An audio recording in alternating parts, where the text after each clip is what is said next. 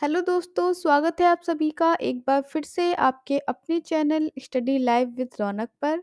कैसे हैं आप सब? मैं आशा करती हूँ आप सब स्वस्थ, मस्त और ज़बरदस्त होंगे और बहुत ही बेहतरीन तरीके से पूरे ज़ोरों-शोरों से अपने एग्ज़ाम की तैयारी में लगे होंगे। तो चलिए शुरुआत करने वाले हैं हम आज की अपनी वीडियो को। आज की वीडियो में रस, छंद, अलंकार से जुड़े महत्वपूर्ण प्रश्नों को सॉल्व करवाया जाएगा, जिसमें जो कुछ प्रश्न हैं वो प्रीवियस ईयर आए हुए हैं और कुछ प्रश्न इसमें से हमने नए लिए हैं। तो चलिए शुरुआत करेंगे। तो आज का पहला प्रश्न रहने वाला है, किस रस को रसराज कहा जाता है? ऑप्शन है श्रृंगार रस, हास्य रस, वीर रस या शांत रस। तो आपका राइट आंसर है यहाँ पर ऑप्शन नंबर ए, श्रृंगार रस को रसराज कहा जाता है। होता क्या है श्रृंगार रस? जहाँ पर नायक और नायिका के बीच प्रेम प्रदर्शित किया जाता है, वहाँ आपका श्रृंगार रस होता है। ठीक है, तो ऑप्शन नंबर ए आपका राइट है। श्रृंगार रस को रसराज की संज्ञा दी गई है। अगला प्रश्न है, संचारी भावों की संख्या है। संचारी भावों की संख्या ये पूछ रहा है आपसे 9, 33, 16 या 99। तो संचारी भावों की जो संख्या होती है वो ऑप्शन नंबर बी है, 33 राइट है। भरत मुनि के द्वारा, किसके द्वारा? भरत मुनि के द्वारा संचारी भावों की संख्या जो है वो 33 बताई गई है। होता क्या है? ऐसा भाव जो कुछ क्षण रहकर ही विलीन हो जाए, वो आपका कहलाता है क्या? संचारी भाव। ठीक है, क्या होता है? ऐसा भाव जो कुछ क्षण रहकर विलीन हो जाता है या समाप्त हो जाता है, वो कहलाता है आपका संचारी भाव। और इनकी कुल संख्या बताई गई है भरत मुनि के द्वारा 33। ठीक है, चलेंगे नेक्स्ट क्वेश्चन पे। अगला प्रश्न है आपका, वीर रस का स्थायी भाव क्या होता है? ऑप्शन में है आपके रति, उत्साह, हास्य या क्रोध। तो आपका राइट आंसर है, वीर रस का जो स्थायी भाव होता है वो होता है आपका उत्साह। ठीक है, उत्साह में वीर रस का स्थायी भाव होता है। कोई भी कार्य अगर हम उत्साह में करेंगे तो वहाँ वीर रस झलकेगा। ठीक है, चलेंगे नेक्स्ट क्वेश्चन पे। अगला प्रश्न है, विभत्स रस का स्थायी भाव क्या है? विभत्स, ठीक है, भय, निर्वेद, शोक, जुगुप्सा या घृणा। तो विभत्स रस का जो स्थायी भाव हो जाएगा ऑप्शन नंबर डी है आपका, जुगुप्सा या घृणा जो है वो विभत्स रस का स्थायी भाव है। ठीक है, अगला क्वेश्चन लेंगे। अगला प्रश्न है, क्रोध किस रस का स्थायी भाव है? विभत्स, भयानक, रौद्र या वीर रस। तो क्रोध जो है वह है आपका रौद्र का। ठीक है, ऑप्शन नंबर सी राइट है, रौद्र रस का स्थायी भाव होता है क्रोध। तो अगर आपको एक छोटी सी रिक्वेस्ट है मेरी, चैनल पे नए हैं, अभी तक चैनल पे सब्सक्राइब नहीं किया है तो प्लीज़ चैनल को सब्सक्राइब कर लीजिए और बेल आइकन को तो ज़रूर से ज़रूर दबा दीजिए, जिससे आपको आने वाली सभी वीडियो की नोटिफिकेशन मिल जाएं। अगला प्रश्न रहने वाला है, स्थायी भावों की संख्या कितनी होती है? 9, 10, 11 या 12। तो स्थायी भावों की कुल संख्या होती है 9। ऑप्शन नंबर ए आपका राइट है। कितनी होती है स्थायी भावों की कुल संख्या? 9 होती है। चलेंगे नेक्स्ट क्वेश्चन पे। अगला प्रश्न रहने वाला है, शांत रस का स्थायी भाव क्या है? ये पूछा है आपसे। तो शांत रस का जो स्थायी भाव होता है वो होता है आपका निर्वेद। क्या होता है शांत रस का? निर्वेद। ठीक है, नेक्स्ट क्वेश्चन लेंगे। अगला प्रश्न है, श्रृंगार रस का स्थायी भाव क्या है? श्रृंगार रस का स्थायी भाव होता है रति यानी प्रेम। क्या होता है? ऑप्शन नंबर डी राइट है। श्रृंगार रस का जो स्थायी भाव होता है वह होता है आपका रति। रति का मतलब होता है प्रेम। ठीक है, नेक्स्ट क्वेश्चन रहने वाला है, सर्वश्रेष्ठ रस किसे माना जाता है? तो बात हो रही है सर्वश्रेष्ठ रस की। तो जिस रस को रसराज माना जाता है उसे ही सबसे सर्वश्रेष्ठ रस माना जाता है, यानी श्रृंगार रस को सबसे सर्वश्रेष्ठ रस माना जाता है। अगला प्रश्न है, मेरे तो गिरधर गोपाल दूसरो ना कोई, जाके सिर मोर मुकुट मेरो पति सोही। इन पंक्तियों में कौन सा रस हो रहा है? शांत, श्रृंगार, करुण या हास्य। तो यहाँ पर ऑप्शन नंबर बी राइट हो जाएगा, श्रृंगार रस की उत्पत्ति हो रही है, क्योंकि नायक नायिका, यहाँ पे नायिका जो है वो अपने पति का वर्णन कर रही है। ठीक है, इसमें क्या बोला जा रहा है कि मेरे तो गिरधर गोपाल दूसरो न कोई, जाके सिर मोर मुकुट मेरो पति सोही। तो यहाँ पे किसकी उत्पत्ति हो रही है? श्रृंगार रस की उत्पत्ति हो रही है। अगला प्रश्न है, शोभित कर नवनीत लिए घुटरुनी चलत रेणु, तन मंडित मुख दधिलेप किए। इन पंक्तियों में कौन सा रस है? श्रृंगार, हास्य, करुण या वात्सल। तो आपका राइट आंसर है इसमें जो है इन पंक्तियों में ऑप्शन नंबर डी वात्सल्य रस है और वात्सल्य रस का स्थायी भाव वात्सल्य ही होता है, ठीक है? इसीलिए सिर्फ जो रसों स्थायी भाव की संख्या है वह 9 है। नेक्स्ट क्वेश्चन है, प्रिय पति वह मेरा प्राण प्यारा कहाँ है? दुख जल निधि में डूबी सहारा कहाँ है? क्या पूछ रहा है? प्रिय पति वे मेरा प्राण प्यारा कहाँ है? दुख जल निधि में डूबी सहारा कहाँ है? इस पंक्तियों का स्थायी भाव क्या है? विस्मय, रति, शोक या क्रोध? तो यहाँ पर जो है वो आपको पढ़ के ही समझ में आ रहा है कि यहाँ पे शोक दिखाई दे रहा है, ठीक है? ऑप्शन नंबर सी राइट है आपका, शोक, ठीक है? नेक्स्ट क्वेश्चन रहने वाला है, यहाँ से अलंकार स्टार्ट हो रहे हैं। तरणी तनुजा तटमाल तरवर बहु छाए में कौन सा अलंकार है? अनुप्रास, यमक, उत्प्रेक्षा या उपमा? तो आपका राइट आंसर है यहाँ पर आपका होता है ऑप्शन नंबर ए अनुप्रास अलंकार। अनुप्रास अलंकार होता क्या है? तो जहाँ पर एक ही वर्ण की आवृत्ति बार बार हो, एक वर्ण की आवृत्ति, ठीक, शब्द की नहीं, यहाँ पे ध्यान दीजिए, एक वर्ण की आवृत्ति बार बार हो। तो यहाँ पे ता वर्ण की आवृत्ति बार बार हो रही है, इसलिए यहाँ पे क्या है, अनुप्रास अलंकार होता है, ठीक है? नेक्स्ट क्वेश्चन लेंगे, अगला क्वेश्चन है, चरण कमल बंदो हरिराई कौन सा अलंकार है इसमें? श्लेष, उपमा, रूपक या अतिसूक्ति? तो आपका राइट आंसर हो जाएगा, इसमें हो जाएगा आपका रूपक अलंकार, ठीक है? क्योंकि इसमें क्या बोल रहा है, चरण कमल बंदो हरि राई, जो गुरु हैं उनके जो चरण कमल हैं वो किसके समान है? वो आपके उनके चरण जो है वो किसके समान है? कमल के समान है, ठीक है? क्या होता है? चरण कमल बंदो हरि राई, ठीक है? तो यहाँ पे क्या हो रहा है, रूपक अलंकार है।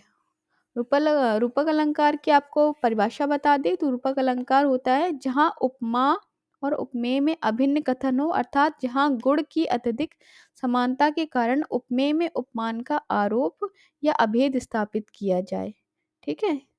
चलेंगे नेक्स्ट क्वेश्चन पे। अगला है, तीन बेर खाती थी वे तीन बेर खाती थी, इसमें कौन सा अलंकार है?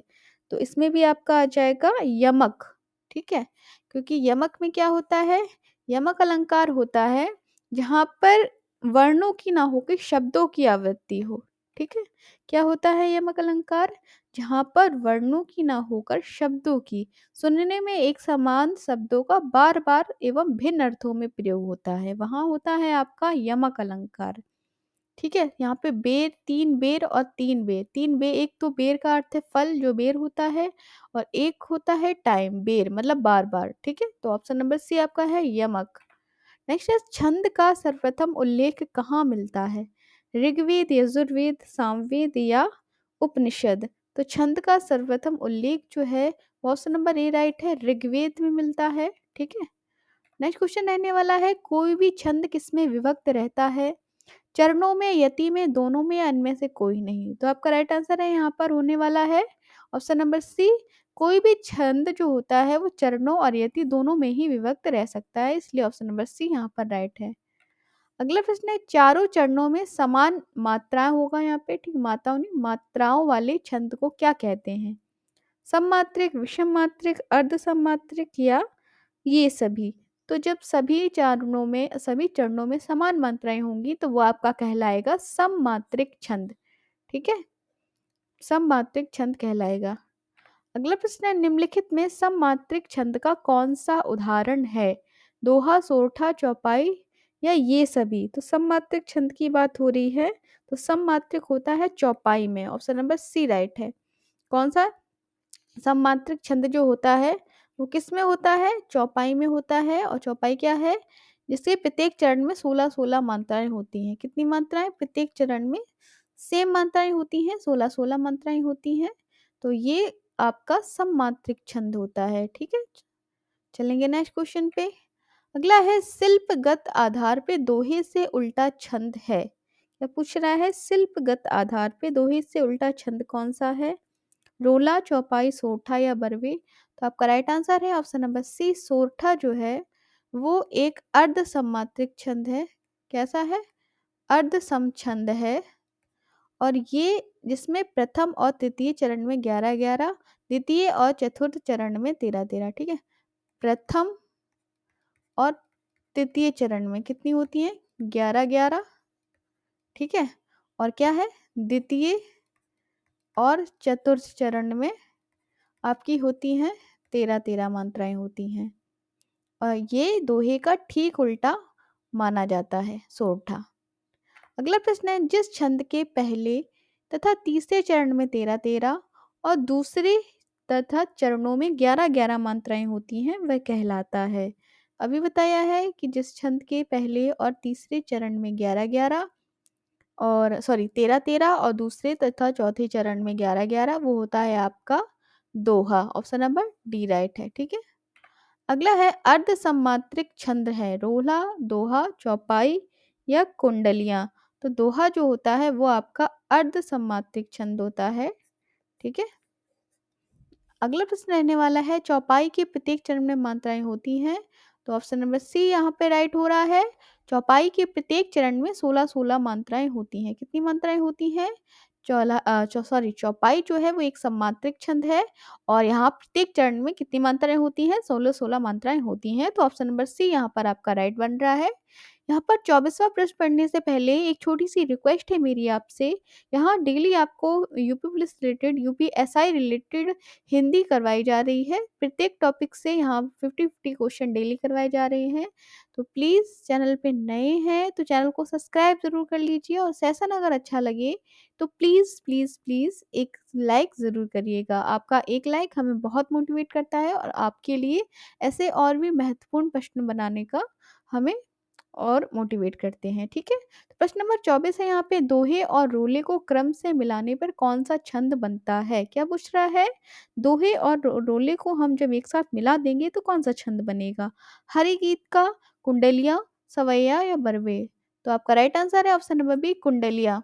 कुंडलिया जो है वो कैसा छंद है? एक संयुक्त छंद है।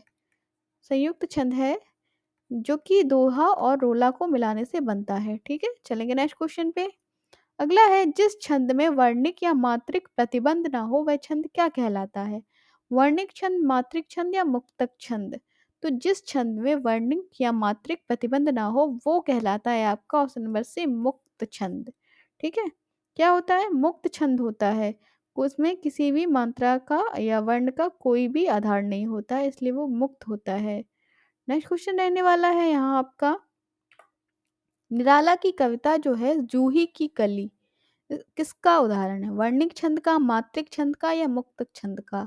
तो राइट आंसर है ऑप्शन नंबर सी मुक्त छंद का उदाहरण है आपका जूही की कली, जो कि सूर्यकांत त्रिपाठी निराला जी की कविता है। नेक्स्ट क्वेश्चन रहने वाला है, रहीमन पानी राखिए बिन पानी सब सून, पानी गए न उबरे मोती मानुष चून। प्रस्तुत पंक्तियों में कौन सा छंद है? दोहा, सवैया, चौपाई या काकली? तो राइट आंसर है ऑप्शन नंबर ए दोहा। ये क्या है? एक प्रकार का ये रहीम दास जी द्वारा लिखा गया एक दोहा है। और दोहा में क्या होता है? दोहा एक अर्धसमात्रिक छंद है जिसमें प्रथम और तृतीय चरण में 13 मात्राएं और द्वितीय और चतुर्थ चरण में 11-11 मात्राएं होती हैं। नेक्स्ट क्वेश्चन है, पूत कपूत तो क्यों धन संचय, पूत सपूत तो क्यों धन संचय? प्रस्तुत पंक्तियों में कौन सा अलंकार है? छेकानुप्रास, लाटानुप्रास, वृत्तानुप्रास या अत्यानुप्रास? तो आपका राइट आंसर है ऑप्शन नंबर ए लाटानुप्रास, ठीक है? क्या कौन सा अनुप्रास है यहाँ पर? लाटानुप्रास है। नेक्स्ट क्वेश्चन है, जहां उपमेय का निषेध करके उपमान का आरोप किया जाता है, क्या किया जाता है? जहां उपमेय का निषेध करके उपमान का आरोप किया जाता है वहां होता है रूपक, उत्प्रेक्षा, अपहुति या उपमा? तो आपका राइट आंसर है ऑप्शन नंबर डी उपमा अलंकार होता है, ठीक है?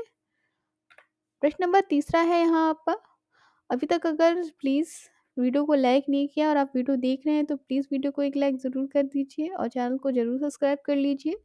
प्रश्न नंबर तीसरा है, निम्नलिखित में कौन सा शब्दालंकार नहीं है? श्लेष, वीणा, उपमा या वक्रोक्ति? तो आपका राइट आंसर है ऑप्शन नंबर सी उपमा जो है वो आपका कौन सा है? शब्दालंकार नहीं है, ठीक है? शब्दालंकार के अंतर्गत अनुप्रास आता है। कौन कौन से अलंकार शब्द अलंकार के अंतर्गत आते हैं आपको बता दें, अनुप्रास, वक्रोक्ति, यमक और श्लेष ठीक है? ये 4 अलंकार जो होते हैं वो आपके शब्द अलंकार के अंतर्गत आते हैं, इसलिए उपमा अलंकार जो है वो शब्द अलंकार नहीं है। नेक्स्ट क्वेश्चन है आपका, कनक कनकते सौ गुनी मादकता अधिकाई, या खाए बौराए जग व पाए बौराए। प्रस्तुत पंक्तियों में कौन सा अलंकार है? तो यहाँ पे है, बहुत ही इंपॉर्टेंट क्वेश्चन है और कई बार ये पूछा जा चुका है। तो ऑप्शन नंबर बी है, यमक अलंकार है। ठीक है? क्योंकि यमक अलंकार में क्या होता है, सुनने में एक समान शब्दों का बार बार अथवा भिन्न अर्थों में प्रयोग होता है। कनक कनकते सौ गुनी, मतलब कनक, यहाँ पे एक कनक जो है वो सोना है, एक कनक का पर्याय यहाँ पे सोना है, एक कनक का पर्याय यहाँ धतूरा है। ठीक है? तो धतूरे को खाने से भी ही मनुष्य जो है वो बौरा जाता है, और सोने की अधिक मात्रा में प्राप्त होने से भी मनुष्य का मन जो है वो डोल जाता है और वो पागलों जैसा व्यवहार करने लगता है। इसलिए यहाँ पर कनक कनकते सौगुनी मादकता अधिकाय, या खाए बौराए जगवा पाए बौराए, तो यहाँ पे यमक अलंकार है। ठीक है? अगला प्रश्न है, अंबर पनघट में डुबो रही तारा घट उषा ना गिरी, कौन सा अलंकार है? रूपक, यमक, उपमा, उत्प्रेक्षा। तो यहाँ जो राइट है वो है रूपक अलंकार। ठीक है? क्या है? अंबर पनघट में डुबो रही तारा घट उषा ना गिरी। चलिए नेक्स्ट क्वेश्चन पे। अगला है, जहां पर किसी एक शब्द का प्रयोग अनेक अर्थों में हो वहां कौन सा अलंकार होता है? उपमा, उत्प्रेक्षा, अतिशयोक्ति या श्लेष। तो आपका राइट आंसर है ऑप्शन नंबर डी, श्लेष। श्लेष का क्या अर्थ होता है? श्लेष का तो चिपकना, समान अर्थ होता है श्लेष का चिपकना। जहां एक ही शब्द का एक से अधिक अर्थों में प्रयोग हो वहां श्लेष अलंकार होता है। ठीक है? चलेंगे नेक्स्ट क्वेश्चन पे। अगला प्रश्न है, उपमेय, उपमान, साधारण धर्म और वाचक। क्या बोल रहा है? उपमेय, उपमान, साधारण धर्म और वाचक जो है किस अलंकार के भेद हैं? यमक, शब्द श्लेष, उपमा, विप्सा। तो ये जो सब है ये सब आपके उपमा अलंकार के भेद होते हैं।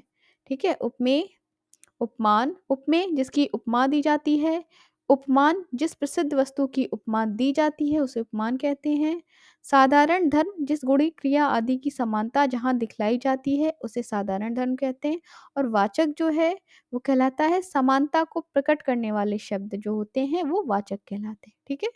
अगला प्रश्न है, हिंदी साहित्य के किस भाव को व्यभिचारी भाव भी कहा जाता है? विभाव, अनुभाव, संचारी या स्थायी भाव। तो यहाँ पे राइट आंसर है ऑप्शन नंबर डी, संचारी भाव को। संचारी भाव को व्यवचारी भाव भी कहा जाता है। इसकी संख्या कितनी होती है? 33 होती है। भरत मुनि द्वारा 33 संचारी भावों की संख्या बताई गई है। नेक्स्ट क्वेश्चन है, किस छंद में 6 चरण होते हैं? क्या बोल रहे हैं? किस छंद में 6 चरण होते हैं? ऑप्शन है बरवे, चौपाई, सोरठा या छप्पय। तो आपका जो राइट आंसर होगा यहाँ पे होगा ऑप्शन नंबर डी, छप्पय छंद में। ठीक है? ऑप्शन नंबर डी राइट है, छप्पय छंद में कुल 6 चरण होते हैं। अगला प्रश्न आने वाला है, छंद पढ़ते समय आने वाले विराम को क्या कहते हैं? गति, यति, तुक या गढ़। तो जब आप कोई छंद पढ़ रहे हैं और विराम आ रहा है तो उसे बोला जाएगा यति। ठीक है? यति आपका राइट आंसर है। अगला प्रश्न है, निम्नलिखित में कौन सा छंद शास्त्र में आदि प्रणेता थे? छंद शास्त्र के प्रणेता पूछा जा रहा है। बिहारी, वाल्मीकि ऋषि, पिंगल ऋषि या केशवदास। तो आपका राइट आंसर है ऑप्शन नंबर बी, पिंगल ऋषि को छंद शास्त्र का प्रणेता माना जाता है। क्या माना जाता है? पिंगल ऋषि को छंद शास्त्र आदि के प्रणेता माने जाते हैं। ऑप्शन नंबर सी राइट है। अगला प्रश्न है, छप्पय में होते हैं। ऑप्शन नंबर है प्रथम 4 चरण रोला, अंतिम 2 चरण उल्लाला के। प्रथम 2 चरण रोला और अंतिम 4 चरण उल्लाला के। प्रथम 4 चरण चौपाई और अंतिम 2 रोला के, या इनमें से कोई नहीं। ऑप्शन नंबर ए आपका राइट है। छप्पई में 6 छंद होते हैं जिसमें प्रथम 4 चरण रोला के और अंतिम 2 चरण उल्लाला के होते हैं। ठीक है? ऑप्शन नंबर ए राइट है। छप्पई में 6 छंद होते हैं, ध्यान रखिएगा, जिसमें प्रथम 4 चरण जो होते हैं वो रोला के होते हैं और अंतिम के 2 चरण जो होते हैं वो उल्लाला के होते हैं। अगला प्रश्न है, मानस नामक महाकाव्य की रचना शैली है? दोहा और चौपाई शैली, बरवे शैली, मसनवी शैली या इनमें से कोई नहीं। तो आपका राइट आंसर है रामचरितमानस नामक महाकाव्य की रचना शैली दोहा और चौपाई शैली है। क्या मिलता है रामचरितमानस में? दोहा और चौपाई देखने को मिलती है। अगला प्रश्न है, छप्पय किस प्रकार का छंद है? सम, विषम, अर्धसम या इनमें से कोई नहीं। तो छप्पय जो है वो एक विषम छंद है। ऑप्शन नंबर बी राइट है। ठीक है। अगला प्रश्न है, जहां बिना कारण के कार्य का होना पाया जाए वह कौन सा अलंकार होता है? विरोधाभास, विशेषोक्ति, विभावना या भ्रांतिमान। तो आपका राइट आंसर है, जहां बिना कारण किसी कार्य का होना पाया जाए वो आपका विभावना अलंकार कहलाता है। क्या कहलाता है? विभावना अलंकार कहलाता है। अगला प्रश्न है, जहां उपमेय में उपमान की समानता प्रकट की जाए वह कौन सा अलंकार होता है? उत्प्रेक्षा, उपमा, रूपक या संदेह। तो आपका राइट आंसर है यहाँ पर ऑप्शन नंबर बी, उपमा अलंकार। ठीक है, उपमा अलंकार आपका यहाँ पर राइट हो रहा है। अगला प्रश्न है, अलंकार कितने प्रकार के होते हैं? 2, 3, 5 या 7। तो आपका राइट आंसर है, अलंकार जो है वो 3 तरह के होते हैं। कौन से होते हैं? एक होता है आपका अर्थालंकार। ठीक है, क्या होता है? अर्थालंकार, शब्दालंकार, शब्दालंकार। ठीक है, और क्या होता है? उभयालंकार। 3 प्रकार के होते हैं, अर्थालंकार, शब्दालंकार और उभयालंकार। नेक्स्ट क्वेश्चन है, जहां उपमेय में अनेक उपमानों की शंका होती है वहां कौन सा अलंकार होता है? यमक, श्लेष, भ्रांतिमान या संदेह। तो राइट आंसर है यहाँ पे ऑप्शन नंबर सी, भ्रांतिमान। जहां उपमेय में अनेक उपमानों की शंका होती है वहां आपका भ्रांतिमान अलंकार होता है। ऑप्शन नंबर सी राइट है। ठीक है।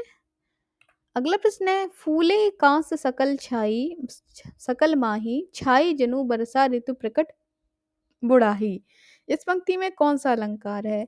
तो जब भी आपको ऐसी कोई पंक्ति दिखे और उसमें ये सब शब्द आते हैं, जनु, जनु, जानो, मनहु, मानो, ये शब्द जो है आपको किसी भी पंक्ति में दिख जाए, किसी भी आपको दोहा रुआ किसी में भी दिख जाए, किसी भी उदाहरण में अगर आपको ये शब्द दिख जाए तो वहां पे आप सीधे सीधे आंख बंद करके उत्प्रेक्षा अलंकार लगा देना। ठीक है, उत्प्रेक्षा अलंकार वहां आपका बिल्कुल राइट होगा। होता क्या है, जहां प्रस्तुत वस्तु की संभावना अप्रस्तुत से की जाती है वहां उत्प्रेक्षा अलंकार होता है। ठीक है, चलेंगे नेक्स्ट क्वेश्चन पे। अगला है, किस छंद में 26 मात्राएं होती हैं तथा 14 और 12 पे यति होती है? वीर, सोरठा, गीतिका या छप्पय। तो आपका राइट आंसर है ऑप्शन नंबर सी, गीतिका छंद में। गीतिका छंद में 26 मात्राएं होती हैं जहां 14 और 12 पर यति होती है। नेक्स्ट, किस छंद का प्रथम और अंतिम शब्द जो है वो एक सा होता है? कुंडलियां, रोला, दोहा या सोरठा। तो आपका राइट आंसर है ऑप्शन नंबर एक, कुंडलियां। कुंडलियां छंद का प्रथम और अंतिम शब्द जो होता है वो एक सा होता है। ठीक है, कैसा होता है? प्रथम और अंतिम शब्द जो है कुंडलियां का वो एक सा होता है। जैसे, लाठी में गुड़ बहुत है, सदा रखिए संग, गहरो नद नारा जहां, तहां बचावे अंग। तहां बचावे अंग, झपटही कुत्ता को मारे, दुश्मन दाव गिर होए तिन्हू को झारे। कह गिरधर कविराय सुनो, हो धूर के बाटी, सब हथियारें छाड़ी हाथ में लीजिए लाठी। मतलब लाठी इसमें फर्स्ट में भी आया है और लास्ट में भी लाठी आया है। तो जहाँ पर प्रथम और अंतिम शब्द एक सा होता है वहाँ आपका कुंडलिया होता है। बहुत अच्छी है, आप इसे ध्यान रख सकते हैं। कहीं पे आपको कुंडलिया अगर छांटनी हो तो ध्यान रखिएगा जहाँ पहला और अंतिम शब्द समान हो। नेक्स्ट है, राम लखन सीता सहित हृदय बसौ सुरभूप, प्रस्तुत पंक्तियों में कौन सा छंद है? सोरठा, चौपाई, दोहा या बरवे। तो राइट आंसर है यहाँ पर आपका दोहा है। ठीक है, ऑप्शन नंबर सी राइट है। कौन सा छंद है? दोहा है। इसमें राम लखन सीता सहित हृदय बसु सुरभूप, प्रस्तुत पंक्तियों में दोहा छंद है। ये आपका आखिरी प्रश्न है आज की क्लास का। प्रिय पति वह मेरा प्राण प्यारा कहाँ है, प्रस्तुत पंक्तियों में कौन सा छंद है? सोरठा, मालिनी, दोहा या बरवे। तो आपका राइट आंसर है ऑप्शन नंबर, यहाँ पर जो है वो मालिनी छंद है। ये मालिनी छंद होता क्या है? ये भी एक वर्णिक छंद होता है। कैसा होता है? वर्णिक छंद होता है, जहाँ प्रत्येक चरण में 15 वर्ण होते हैं और 7-8 वर्णों पे यति होती है। ठीक है, प्रत्येक प्रत्येक चरण में 15 वर्ण होते हैं और 7 और 8 वर्णों पर यति होती है, यति मतलब विराम होता है, ठीक है? प्रिय पति वह मेरा प्राण प्यारा कहाँ है, दुख जल निधि में डूबा सहारा कहाँ है, ठीक है? इस पूरी पंक्तियों में कौन-सा छंद होता है? मालिनी छंद है। तो यहाँ पर आपके 50 प्रश्न को पूरा करते हुए बहुत ही अच्छे प्रश्न हैं। छोटी-सी रिक्वेस्ट है आपसे, चैनल पे नए हैं प्लीज़ चैनल को सब्सक्राइब कर लीजिए। यहाँ आपको डेली बहुत ही बेहतरीन प्रश्न मिलते हैं, जो आपको आने वाला जो आपका यूपी पुलिस और यूपीएसआई की जो वैकेंसी है उसमें भी हिंदी बहुत माँगी जाती है। तो उस दोनों एग्ज़ाम के लिए यहाँ पे आपकी पूरी हिंदी कंप्लीट कराई जाएगी। सभी टॉपिकों से डेली अच्छे-अच्छे प्रश्न ला रहे हैं। तो एक बार फिर से कहना चाहूँगी, प्लीज़ चैनल को सब्सक्राइब कर लीजिए। वीडियो अच्छी लगी हो, सेशन पसंद आया हो तो प्लीज़ एक लाइक करिएगा। हम मिलेंगे फिर से एक नए टॉपिक के साथ और कुछ नए और महत्वपूर्ण प्रश्नों के साथ। तब तक के लिए चलते हैं। नमस्कार, take care and good bye.